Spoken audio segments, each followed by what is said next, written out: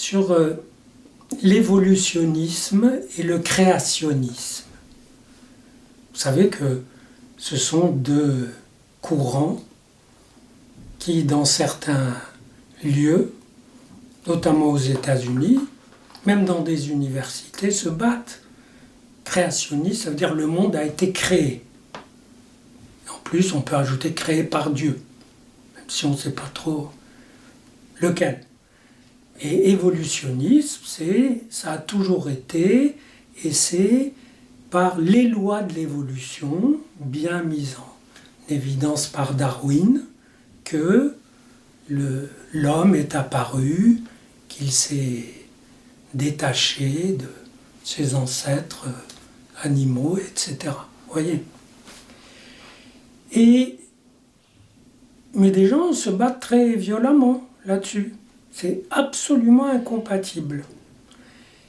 Et comme ça se passait un petit peu sous mes yeux l'autre jour, je me suis rappelé que j'avais écrit un livre, Lecture biblique, où je donne un commentaire non religieux de la Bible, un commentaire, je dirais, pensé, un commentaire ontologique de comment ça fonctionne.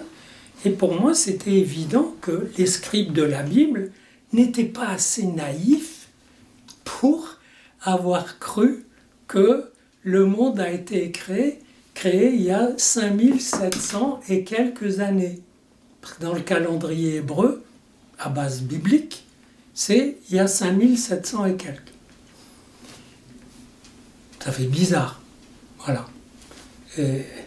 L'univers, d'après la physique, il a 13,7 milliards d'années et l'humanité a plus d'1 million d'années, etc. Enfin, donc, apparemment, c'est complètement incompatible. Et en fait, les scribes, ce qu'ils voulaient dire, c'est que à partir de la date qu'ils ont fixée, à partir de l'épisode qu'ils ont fixé, d'où dérive le déluge, Noé, Abraham, les Hébreux, tout ça, c'est qu'ils ont posé que à partir de maintenant, on va compter.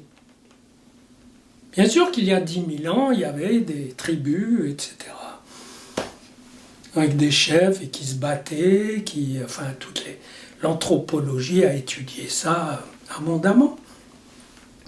Mais ce que je voulais dire, c'est, voilà, on va vous raconter un mythe, comment ça s'est créé, voilà, Dieu a pris de l'argile, etc. Ça veut dire qu'on vient des bactéries, tout simplement, c'est tout. Et que, voilà, il y a eu un souffle divin, l'histoire de la naissance d'Ève, c'est clairement, en tout cas je l'interprète comme un rapport sexuel, ça veut dire l'homme découvre la femme en découvrant son désir, son propre désir, etc. Donc, la vraie coupure, c'est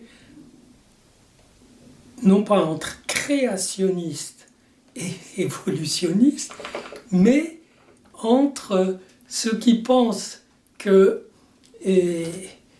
voilà, tout est donné comme ceci, sans loi, mais personne ne le pense d'ailleurs, parce que même des gens qui croient que c'est l'évolution qui a fait ça, il y a des lois de l'évolution. C'est comme s'il y avait une transmission de parole dans l'évolution. Donc, à vrai dire, c'est une fausse bataille. Simplement, il y a forcément des gens qui croient à la Bible et qui croient mordicus que c'est un bonhomme qui a pris de l'argile et qui a insufflé, etc.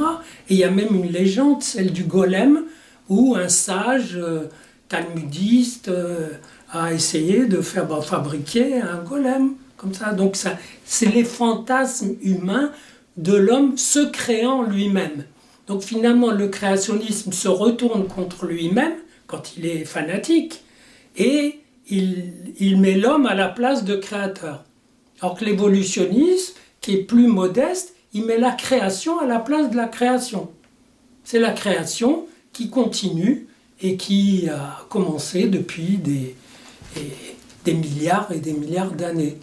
Donc c'est une fausse querelle, mais qui est vécue comme une querelle parce que il y a des enjeux idéologiques, politiques, etc.